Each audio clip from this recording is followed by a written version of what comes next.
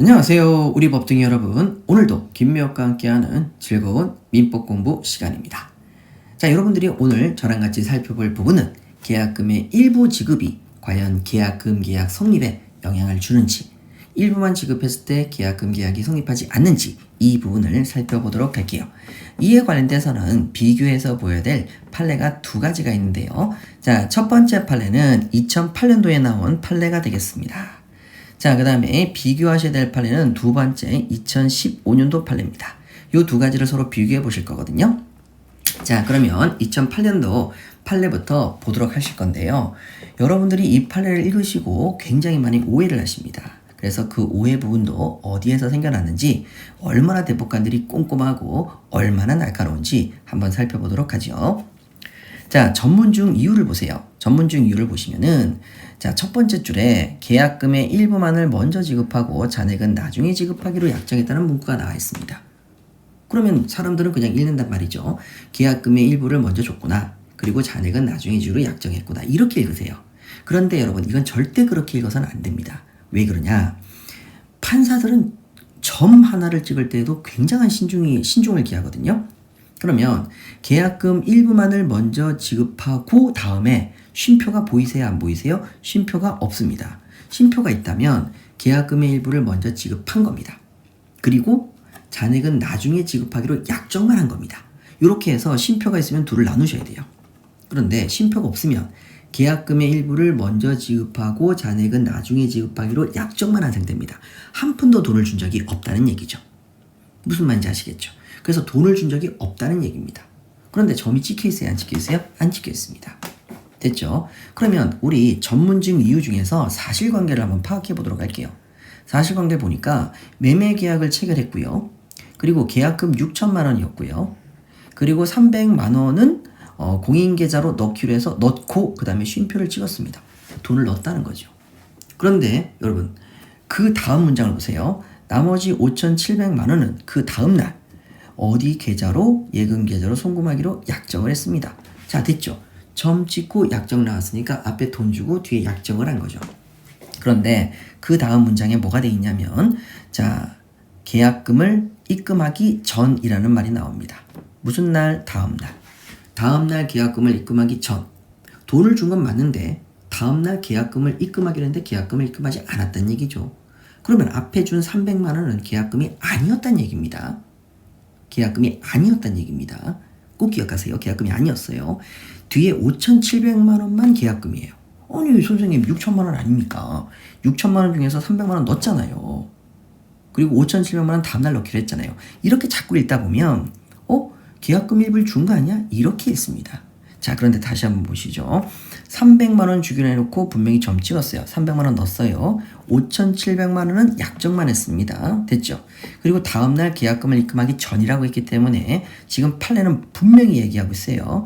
계약금을 입금하기 전이라고 했기 때문에 계약금은 5,700만 원이라고만 국한하고 있습니다. 그래서 뭐라고 얘기했냐면 계약금이 교부되지 아니한 이상 계약금을 교부한 적이 없다라고 얘기하고 있어요. 계약금 계약은 성립하지 아니했습니다. 그리고 판시사항으로 올라가 보시면 계약금 지급 약정만 한 단계라고 명시하고 있습니다. 약정만 한 단계. 돈을 한 푼도 주지 않고 약정만 한 단계예요.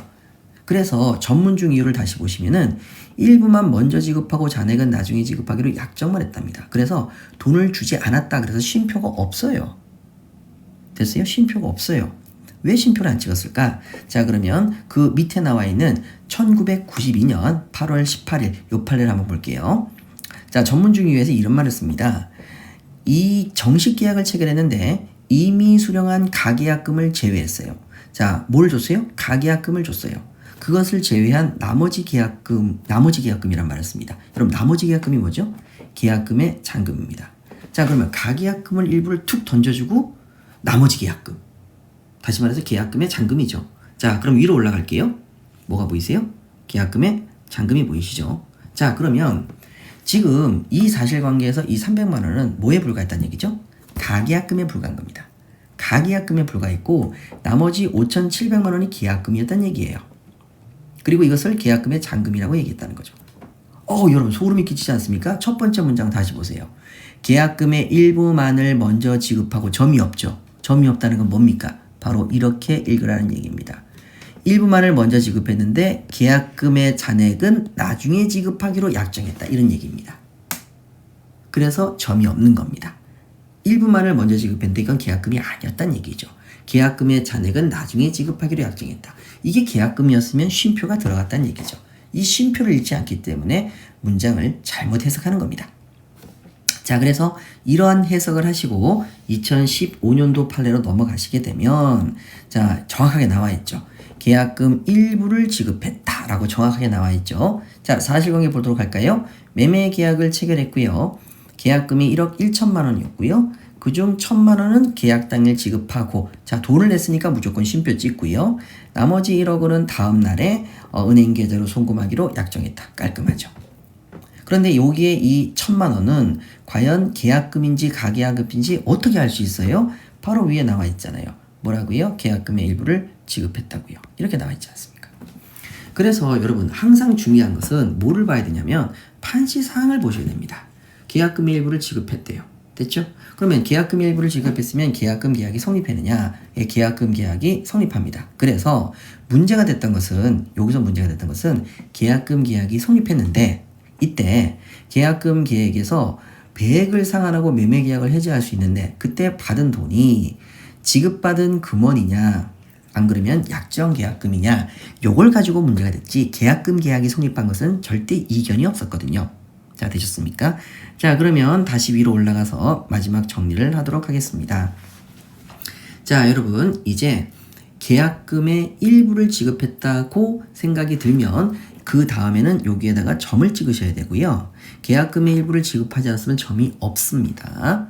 계약금이 아니라 가계약금일 땐 점이 없는 거예요. 되셨죠? 자, 그러면 마지막 정리하시죠. 가계약금을 일부 지급했으면 계약금 계약은 성립하지 않았고 계약금의 잔금을 지급하는 순간 계약금 계약이 성립합니다. 계약금의 일부를 지급했으면 계약금 계약은 성립합니다. 자, 이렇게 정리하시면 깔끔하게 정리가 되겠습니다. 여러분 대법원 판례에 쉼표가 있고 없고 절대 관가해선 안 되는 문제겠죠?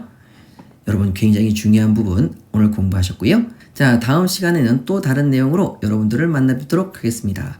자, 여러분 수고 많으셨고요. 다음 시간에 또 만나요. 안녕.